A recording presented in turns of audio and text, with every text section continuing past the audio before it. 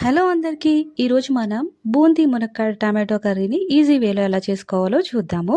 ముందుగా స్టవ్ పై ఆయిల్ వేసుకొని అది హీట్ అయిన తర్వాత తరిగి పెట్టుకున్న ఆనియన్, పచ్చిమిర్చి ముక్కలు వేసుకొని అవి బాగా ఫ్రై అయిన తర్వాత మనం తరిగి పెట్టుకున్న టమాటో ముక్కల్ని అందులో వేసుకుందాం.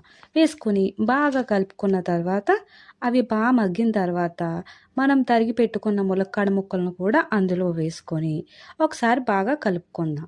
అవి కొద్దిగా వేగిన తర్వాత అందులో అల్లం వెల్లుల్లి పేస్ట్ వేసుకొని ఒకసారి కలుపుకొని సరిపడినంత ఉప్పు కూడా వేసుకొని బాగా కలుపుకున్న తర్వాత అందులో కొద్దిగా పసుపు, కారం వేసుకొని కలుపుకుందాం.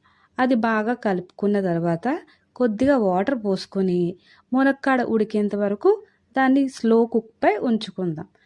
ఆ మునక్కాడ ఉడికింది అని అనుకున్నప్పుడు అందులో కొద్దిగా ధనియాల పొడి వేసుకొని కలుపుకొని కొద్దిగా వాటర్ పోసుకుని మళ్ళీ దాన్ని బాగా కలియబెట్టుదాం. అందులో కొద్దిగా మనం తీసుకున్న బూందీని కూడా వేసుకొని కలుపుకొని వాటర్ పోయేంత వరకు అది కొద్దిగా దగ్గర పడే వరకు ఒక 2 నిమిషాలు స్లో కుక్లో ఉంచుకుందాం. అంతే, టేస్టీ అయిన మునక్కాడ బూందీ కర్రీ రెడీ.